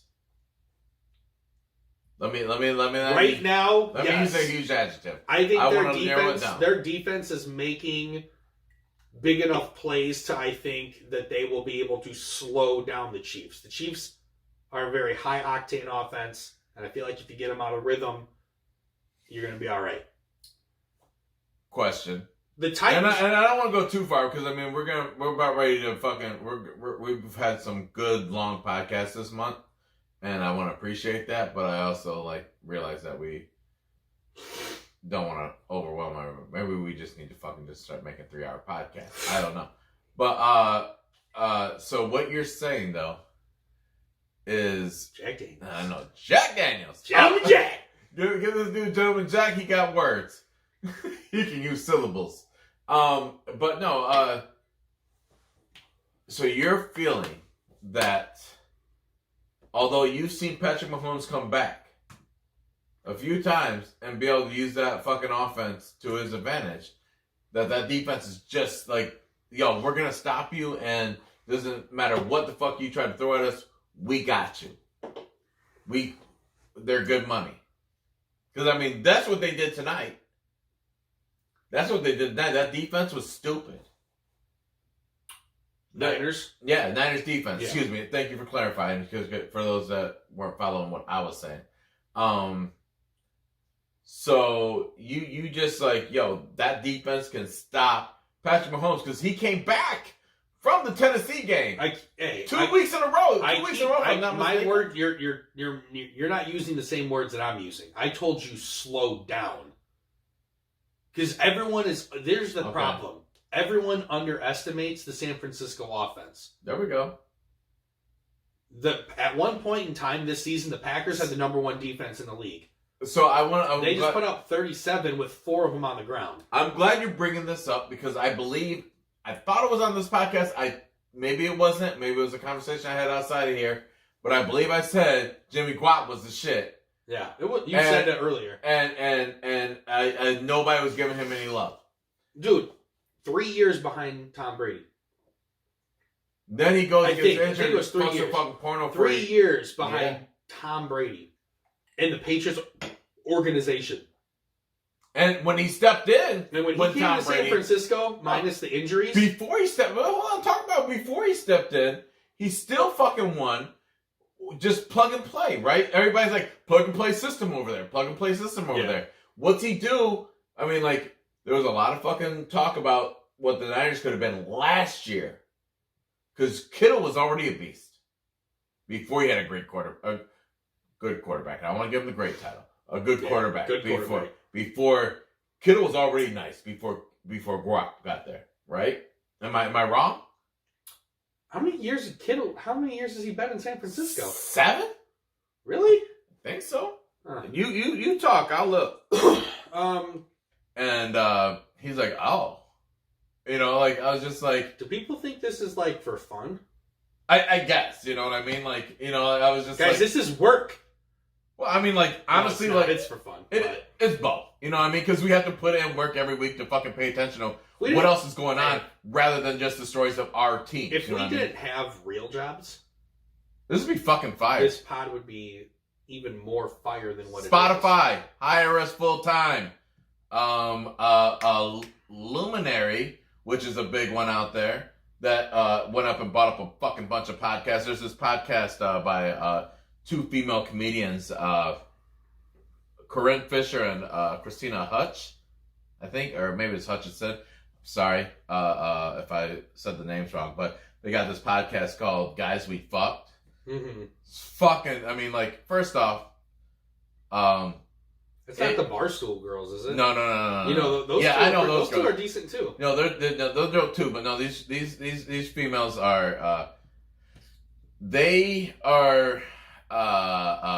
They make you rethink as a man. Make you rethink everything you've done as a man towards women. Great podcast, really. I mean, like, you just, like, I know we always look for stuff but they also bring up great topics and all this other stuff, but I mean, like, you know, like, wow, guys are fucking dirtbags at the end of the day, you know? And so, like, I'm like, every time I listen to them, I'm like, fuck, I'm glad I got boys. You know, it's my kids, but, no, I mean, two very talented women that I've definitely enjoyed listening to, but unfortunately went to Luminary, and I'm not going to pay for a Luminary thing until they fucking sponsor us. So, pick up the pod, boys. Jesse James! Ladies. Gentleman Jack. Now we're on Gentleman Jack. Shout out Gentleman Jack. You're gonna get shout out. So many times we said Jesse James, maybe we shouldn't. They'll be like, are they fucking patronizing us? I know, right? No, we're not patronizing. You got me to the dance I need to get to last week. What was I gonna say? Oh, you were listening to something. What were you queuing up? Speaking of dancing, McGregor, victorious. Oh, you hit him up? Victorious, dude.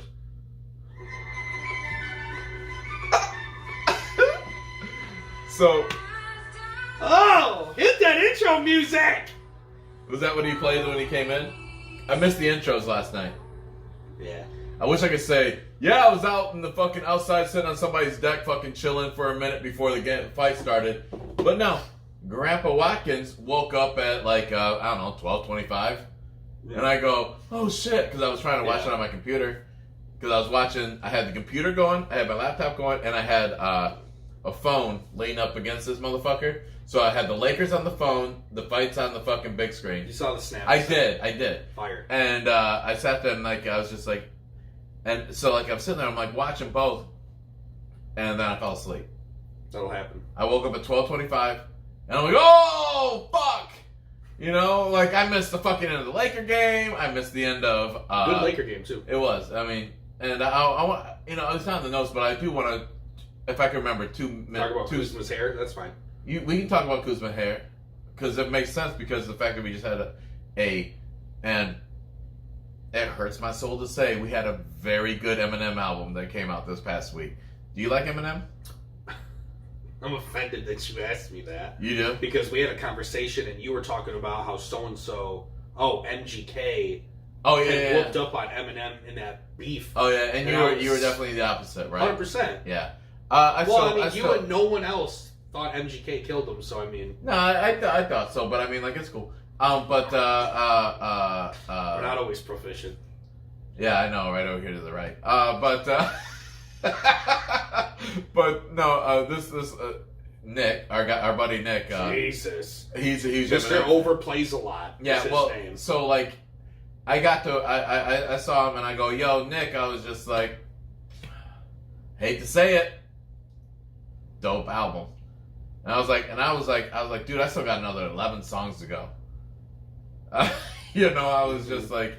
I think I ended on Darkness was the last song. I haven't even listened to the whole thing either, so... Yeah, I was just like, yo, that was dope. I mean, there was a lot of good music this week. Now, we're not a music podcast, 20 minutes in. Yeah. But, anyways, forgot where we're going. We're Conor McGregor. Conor McGregor. This is what we're going to do. We're going to bring in Justin. I like it. We're just going to jump right into an awkward just transition into us calling Justin because I was supposed to call him, I believe, half an hour ago. Yeah, but we got, you know, if he knew... If he knew the production that goes into this. If he knew. So, Justin is in Disney. So. Enjoying life. He knows we're calling. So I wish we had a face call. Can you do a FaceTime call? No. No, because you don't have a fucking iPhone. Because I have quality. What's that? There he is. What up, brah? Welcome to Proficient Fans, Justin. For the second time. Thank you. Wait, no, the second time? Yeah, we called him that one time. We surprised him, remember? That's right. No. I called y'all. Oh, hold on, don't close it up. It never happened. Yeah, something like that. Oh, I see what you was trying to make happen. Sorry, bro. I'm gonna eat these things. No problem. Do you like what I'm doing here, bro? Yeah.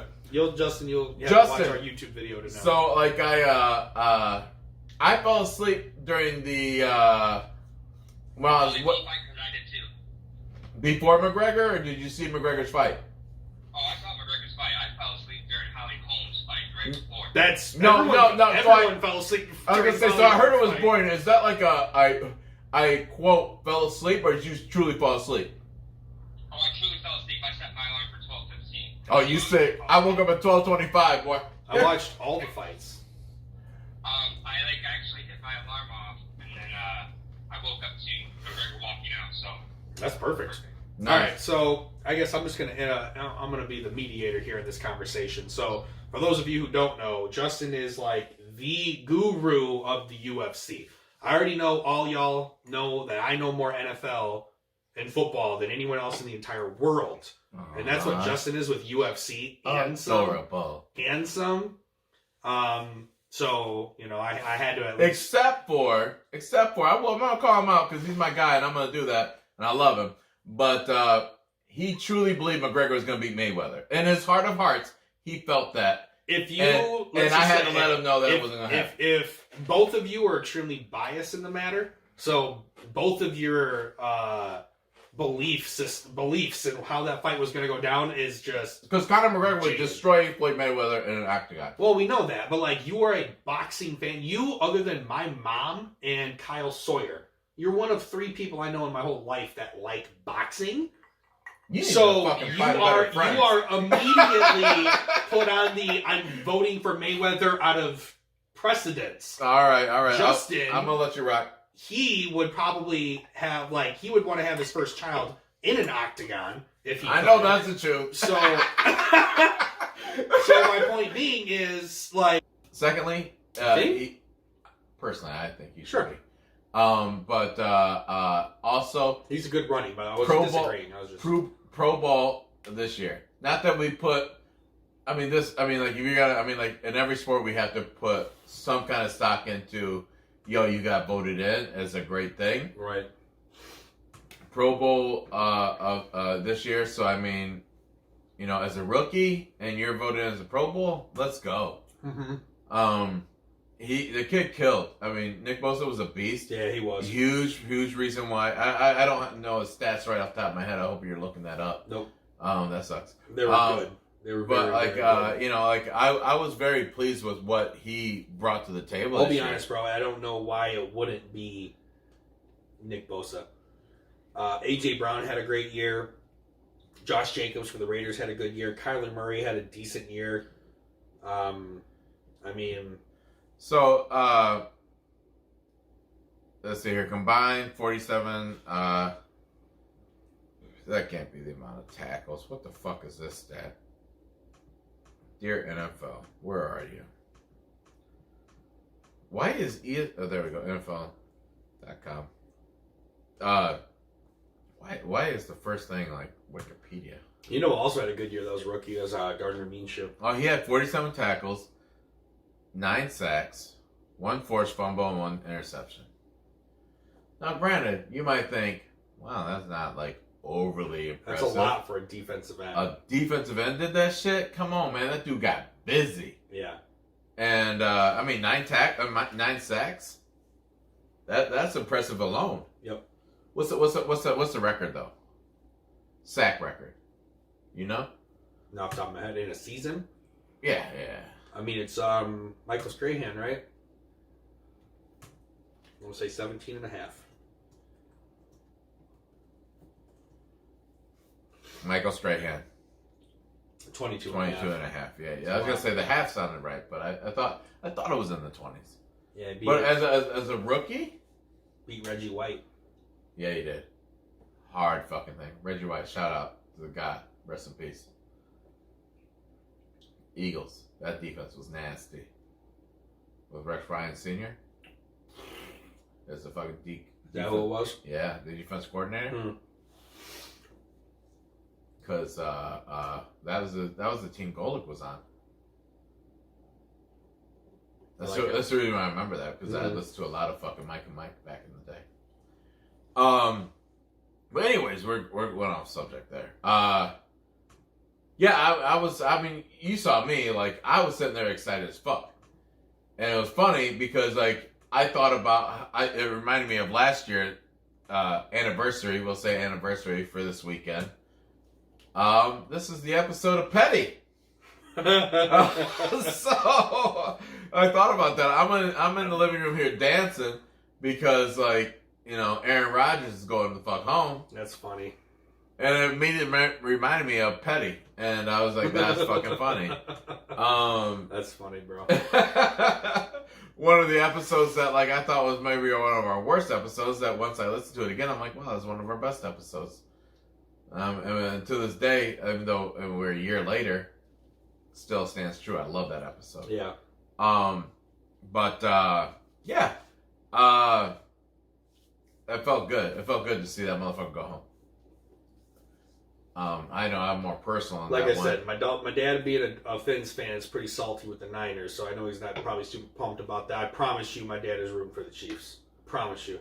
Well, the Chiefs thing, I mean, like, I wasn't mad at the Chiefs, man. No, not at all. I mean, dude, they made an AFC Championship last year.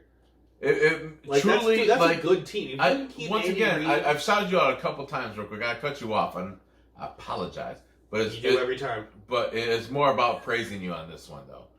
Because of the fact that, like, you said Patrick Mahomes was a real deal last year.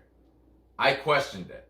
Mm-hmm. I'm like, I don't know, man. Like, is he a flash in the pan? And you're like, no, you said I could almost go back and find the fucking verbiage if I want to listen to every episode about this time. But you said you honestly believed that he was the real deal. And, shout out for the fucking eye for talent there.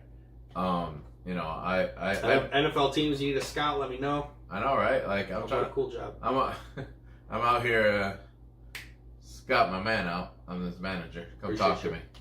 But no, I mean, like, he definitely saw. I mean, like, you definitely saw that in him, and because I questioned him, but I also questioned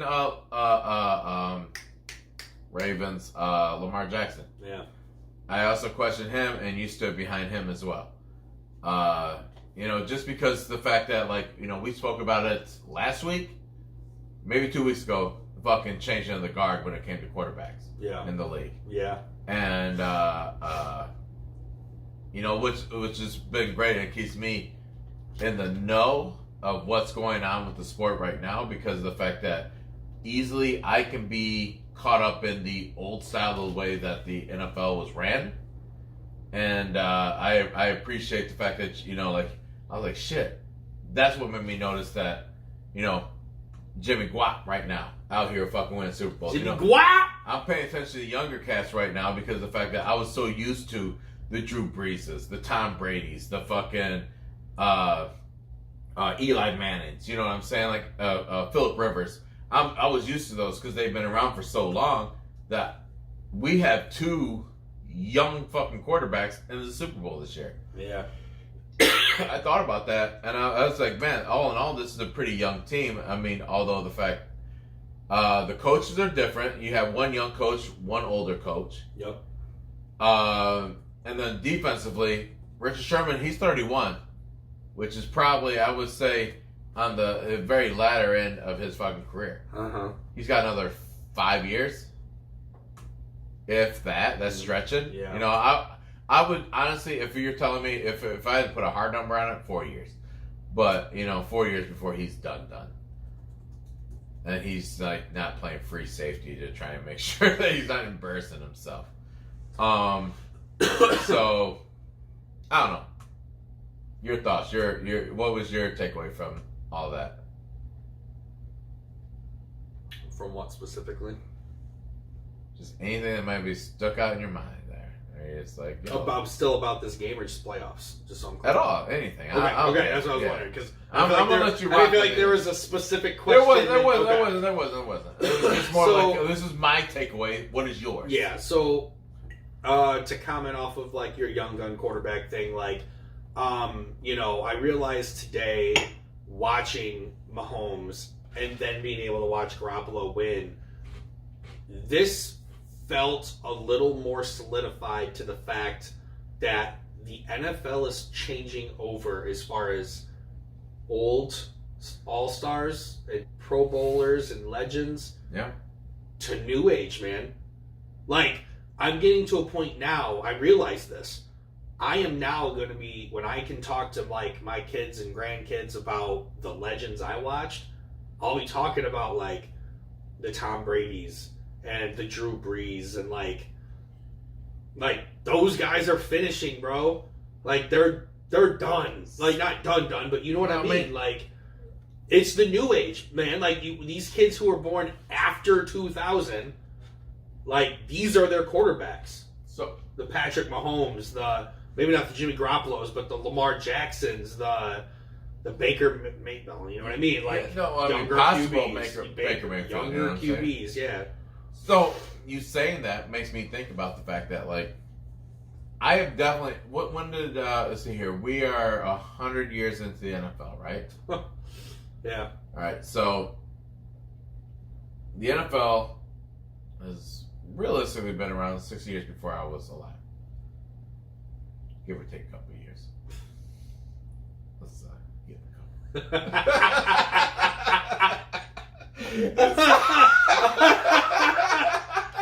So there's not a huge. I mean, like, because humans don't typically live 100 years, right? You don't think about. You think. I mean, and we look at things. We don't think of 100 years being a long time, or we think of it as being a long time and not a short time.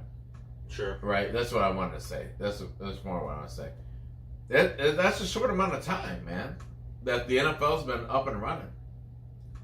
And, gosh, that's amazing. Isn't it?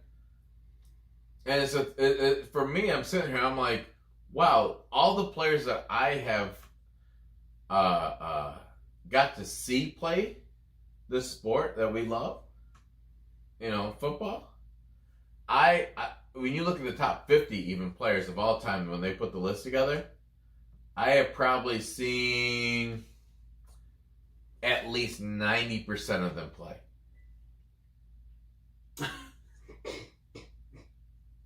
Yeah. I mean, I know it makes me sound old as fuck. Oh, wait, are you talking about the ones who got like if you sit there this year? No. I'm just talking about when you look at anytime you put a greatest of all time list of the NFL. Okay. I'm gonna say I saw about 90% of the fucking greatest of all time play. Okay. So out of 100 people in the NFL, I probably saw 90 of those people. Okay, fair. If you took 100 people and you said these are the top 100 people that ever played the game of football, I saw 90 of them.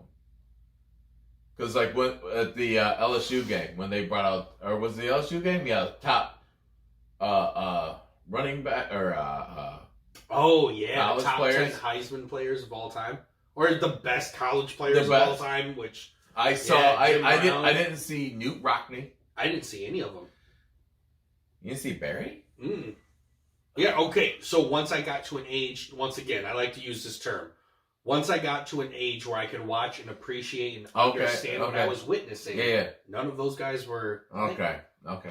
So you got to remember, Barry was playing for the Lions in the 90s. Yep. I was born in 90. Okay. I have, and I think you're my guy, so I don't think about your age so much. You know what I mean? Like I was like, oh, you're my guy, and that's who I fuck with. The youngest one out of those guys were probably Barry or Herschel. I mean, like Barry was the youngest. No, I know. Well, yeah, that was my guess. Yeah. I don't know when did he start playing in the NFL? Herschel was before Barry. Late 80s? Yeah, I mean, like, Herschel was in there. They were in the league at the same time, weren't they? Well, yeah, they played at the same time, but Herschel was already, like, in. No, so I'm saying, like, was it 8 years? Was it 10 years? Was it 4 years? Like, it's a big difference, you know what I mean, compared to, like... Why is that I grabbed my phone instead of just looking up on the computer?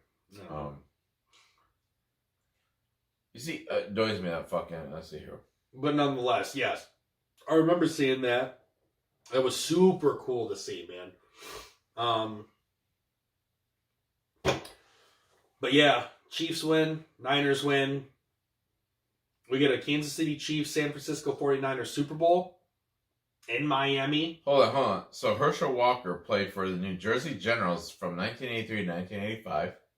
So earlier 80s. And then he retired. I mean, like, his last year was 97, right? Barry Sanders. I'm sorry. I know you were trying to segue. No. I knew you were going to get this. I was segueing to keep the pod rolling. I feel you. Yeah. Fuck that. Leave him with uncomfortable silence. You're the one who bitches about it. I know I do. I am my worst enemy. Best worst enemy? How do you fucking say it? I probably could have had these up by now. But I know, because I'm fucking stubborn. He Sanders came in the league in 89. Okay. So 6-year difference. Yeah. So I mean, that's granted Herschel didn't start the NFL until 85, so 4-year difference. Yeah. But I mean, he played, what was it, 2 years? Yeah. So all in all, I don't know. Herschel Walker was a beast, and he got fucking. I mean, number 2 best college player of all time. So Barry was what, 9? No, he was 8? higher than that. No, dude, he wasn't very. He was one of the first couple to be mentioned.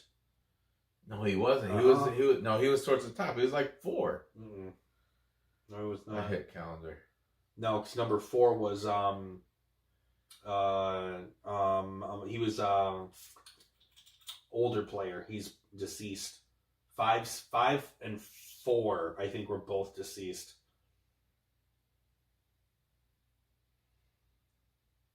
I can't think of the right question to fucking look that up, but I'm kind of curious of that. I need you to find that for me, but I honestly thought he was like 4 to 5, not that fucking low. I think he was like 3. Barry? Yeah. I think he was like 3, maybe 4. Maybe 4. The tough thing is, I don't know what to Google. I know. That's where I was at. Well, the thing is, though, is like you're gonna find tons of articles. Hold on. I know. I don't know how to look for the actual. Oh, here it is, right here. M Live 6 days ago. Okay. I feel like he was number 3. 9. No fucking way. Sure, this is wrong and I'm wrong. You're absolutely right. You're both wrong. Makes sense. I told you. Because he was one of the first ones mentioned. I thought he was like one of the last names mentioned. No. I'm telling you, Man, no. I don't think I drank that night. That's crazy. Anyways, Garoppolo has had success. He's been successful. At the end of the day, out of everything that you said, because I know you're alluding to the fact that you want me to say San Fran's defense is better than Kansas City's offense. Here's what I will say. San Francisco finished the regular season number 1 pass defense in the league. I don't know their overall ranking. The Chiefs did not finish number 1 offense in the league. I don't know where they would have finished in the passing game because that is their strong suit. But not only do I feel like San Francisco's, I think their front 4, their D line, that is San Francisco's number 1 strong suit. But their DBs are a very close second. Their DBs are excellent, led by Richard Sherman. They know what they're doing, man. Okay. They have shut down a lot of good teams this year. I'm going to use this phrase loosely because it's fucking funny, right? I'm stoned, and apparently 2017 is his rookie year. George Kittle? Yeah. That's what I thought. I threw another 3 years on there because I felt... I mean, 4. You said 7. Did I say 7? So this is his 3rd year, so that would have been 7. 4 years extra. I'm going to correct myself. The San Francisco 49ers do not have the number 1 passing defense in the league. They have the number 1 rushing defense in the league. Yeah. And the number 1 total defense in the league. So they actually did finish above the Patriots' best defense in the league. Good question. Because, I mean, you and I have watched a lot of football this year. Apparently, was San Francisco running game that far superior today than it was throughout the I'm whole glad you asked, season? CB, Or because was it... San Francisco finished number 1 in the league in rushing this year on offense. They averaged 235 yards per game. Guess who's behind them? Baltimore at a 50-yard differential of 185.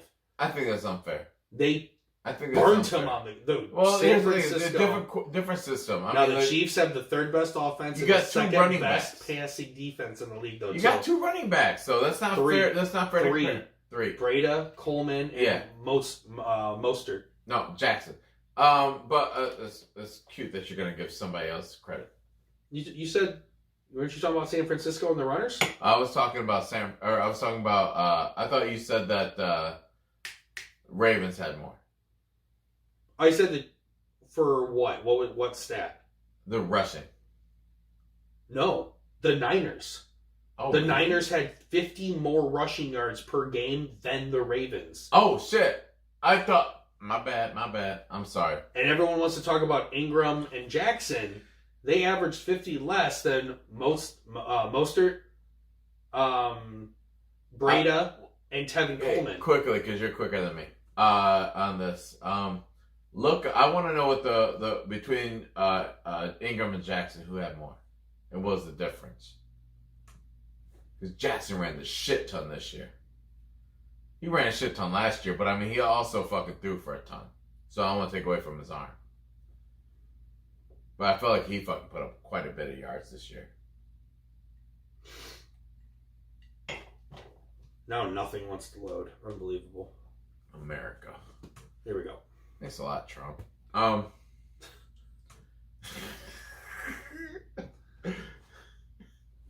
sorry, man. We're going to political year, man. If you don't like what I like to say about politics, Mark that's Ingram, fine. 202 rushing attempts for 1018. Lamar Jackson, 176 for 1206. So Lamar had less rushing attempts, more rushing yards, more per carry, and 3 less rushing touchdowns than Ingram. I'm not saying much, but I'm saying a lot. They need a running back. I mean, There's no reason why your quarterback fucking rushes that more. Ingram did decent. Ingram did 1018 with adorable. He 202. did decent. Your adjective was decent. Gus Edwards did 711 with 133. 70 less carries, only 300 less yards. So, all I'm saying is you don't accidentally finish first in the AFC. They lost to the Titans, yes. Titans were hot. They gave the Chiefs even run for their money at one point in this game. So The Titans, I was rooting for them. I was like, yo, I mean, we have a near town hero. Here's the thing. Former Spartan. This is what I would argue. Ingram rushed for over 1,000 yards and 10 touchdowns. No one here would have thought that any of those Niners would have been just as successful. No, right. And they've proven that you don't need to have, or the Chiefs, that you need to have an elite running back, which both teams have used 3 or 4 plus. Wait a minute. Running backs. The running back. How long has he been in the league? Who? San Francisco. What's his name? There's 3 of them. No, the one that scored 3 today. I wasn't going to say Mozart, but it's Mostert. Mostert. Okay. Mostert. He's the top guy, right? He's the top running back. Mm-mm. They split time, all 3, evenly. Wow. Yeah. Really? Mostert, it just had the good end of the season. That's why you think he's their number 1. Okay. Tevin Coleman was hurt. Breda started the season. Coleman came back. Mostert finished it at the end. All 3 of them have... It's the only time 3 running backs have scored 4 or more touchdowns. Part of me Straight even across the board, damn near. I'm about ready to go fucking watch a ton of YouTube about fucking San Francisco this year because I'm curious about that. That's amazing. I didn't notice that. I did not notice that. That's why I'm saying... I'm giving you love on this. Yeah, Wow. no, I understand that. So that's what I'm saying, like, when it comes down to this Chiefs 49ers, everyone's sleeping on the Niners offense. That was my point. I guess I was getting more credit involved. So you brought more of the rushing game into it. I've always given credit to Guap. So, who in my opinion hasn't really done all that much. But Garoppolo, hang on. Well, that's not for the fucking year. Hang on. Regular season stats. I'm about to drop some knowledge on you. So Good, Jimmy now I've got my glasses. Guap completed 329 passes. So let's see. Let's go completion percentage. Yeah, 69%. Just under 4,000 yards, 27 touchdowns, 13 interceptions. Mostert, 137 carries, 772 yards, 8 touchdowns. Coleman, 137 carries, the same exact, 544 yards, 6 touchdowns. Breda, 123 carries, 623 yards, 1 touchdown. Which doesn't sound like a lot, but that is right there. 3 different running backs who all touched the ball 123 to 137 times, ran between 544 and 772 yards, and other than Breda's touchdown, we're talking 8 touchdowns by one, 6 touchdowns by the other. One touchdown by Garoppolo, 4 touchdowns by Jeff Wilson, 3 touchdowns by Deebo Samuel, all on the ground. They had 6 different players that had rushing touchdowns. All right, so So Super Bowl winner. You're shaking your head. I thought you had. he was in Chicago, wow. San Diego.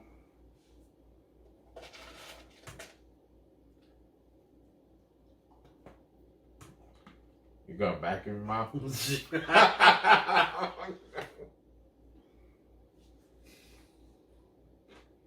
you got?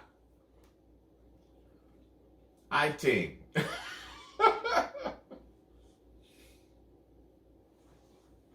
So, I don't know.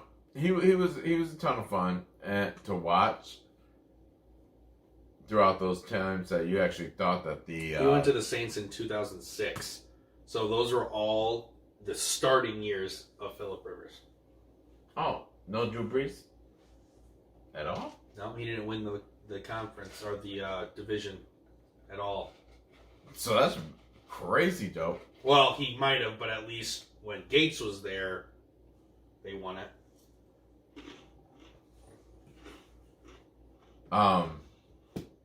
So shout out to him, and then I guess got a couple other possibles. We do need to close this up. I know. But, I tried. I know you did, but I just do want to talk about. We're gonna save these other possible retirees for next week in case we don't have anything to talk about. So I like it. All right, guys. Hey, guys and gals, thank you again for joining us for another episode of Proficient Fans. We're on the second to last episode here at Casa La Clay.